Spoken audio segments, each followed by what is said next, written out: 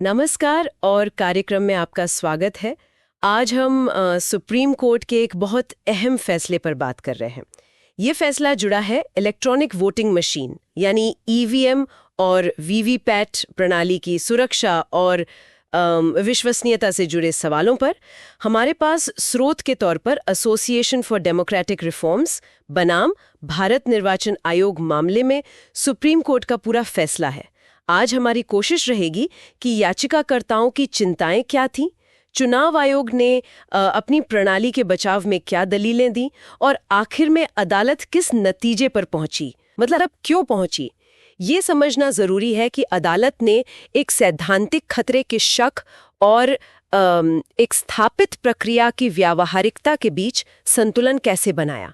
चलिए इस मामले की तह तक जाते हैं। बिल्कुल, ये मामला सीधे तौर पर जुड़ा है वोटर्स के भरोसे और आप कह सकते हैं चुनावी प्रक्रिया की पारदर्शिता से। याचिकाकर्ताओं ने ईवीएम में छेड़छाड़ की संभावना पर सवाल उठाए थे।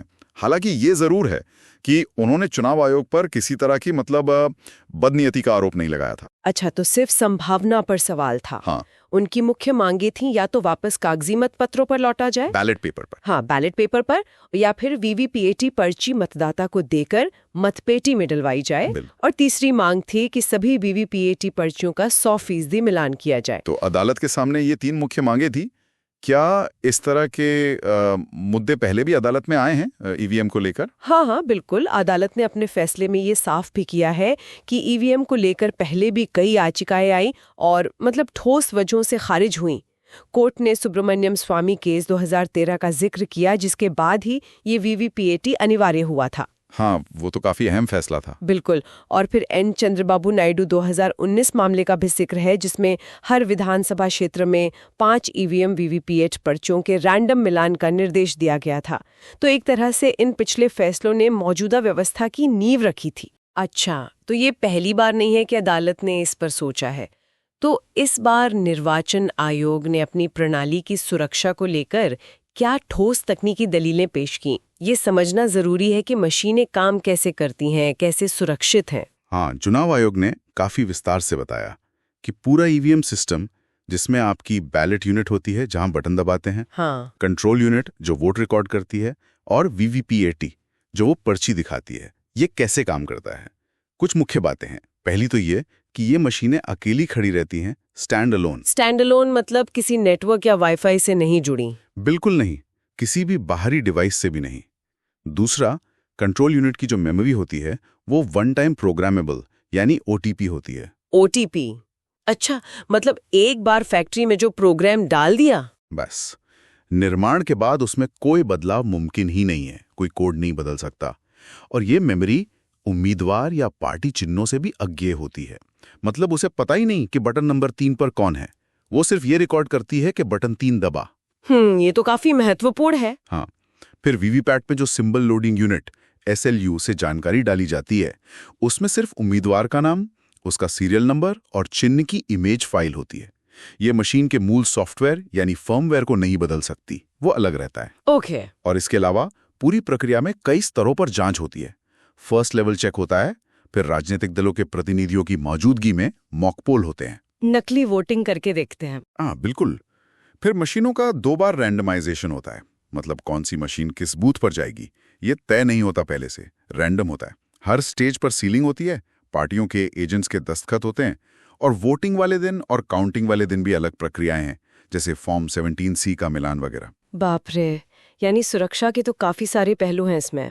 लेकिन फिर भी जो याचिकाकर्ताओं ने कुछ खास चिंताएं उठाई थीं, जैसे कि वो वीवीपीएटी का शीशा पूरी तरह पारदर्शी क्यों नहीं है, या 100% पर्ची मिलान क्यों नहीं होता, उनका क्या हुआ? देखिए, अदालत ने इन दलीलों को स्वीकार नहीं किया।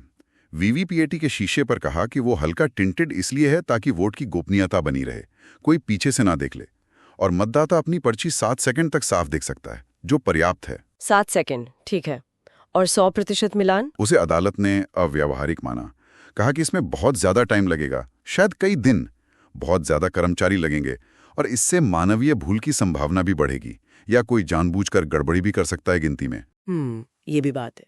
अदालत ने चुनाव आयोग के आंकड़ों का भी जिक्र किया कि अब तक 4 करोड़ से ज्यादा वीवीपीएटी पर्चियों का मिलान हो चुका है और कोई गड़बड़ी नहीं मिली है सिवाय एक केस के जहां मॉक पोल का डेटा डिलीट करना भूल गए थे, पर उसके लिए भी एक तय प्रक्रिया है। अच्छा। और कागजी मतपत्रों पर लौटने के सुझाव को तो बिल्कुल खारिज कर दिया।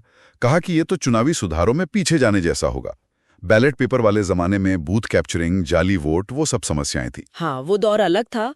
तो फिर आखिर में कोर्ट किस नतीजे पे पहुंचा और क्या कोई नए निर्देश भी दिए? अदालत ने माना कि ईवीएम प्रणाली जो है वो सरल है, सुरक्षित है और इस्तेमाल में आसान है, और वीवीपीएटी के आने से पारदर्शिता और जवाबदेही बढ़ी ही है। तो संदेहों को बेबुनियाद बताते हुए चुनावी प्रक्रिया की अखंडता पर भरोसा जताया गया।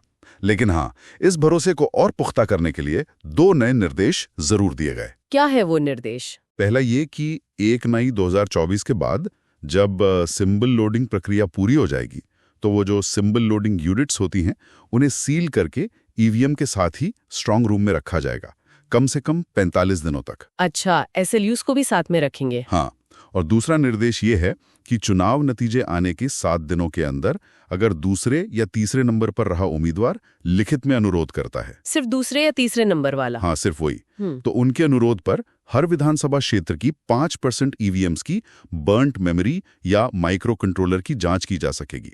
ये जांच निर्माता कंपनी के इंजीनियर करेंगे। और इस जांच में क्या देखा जाएगा? देखा जाएगा कि मशीन का जो मूल सॉफ्टवेयर है, फर्मवेयर, वो वही है या नहीं जो फैक्ट्री में डाला गया था। मतलब कोई छेड़छाड़ तो नहीं हुई है बाद में। और इसका खर्च कौन उठाएगा? खर्च तो अनुरोध करने वाले उम्मीदवार को ही देना होगा, लेकिन अगर जांच में कोई छेड़छाड़ पाई जाती है तो वो खर्च वापस कर दिया जाएगा।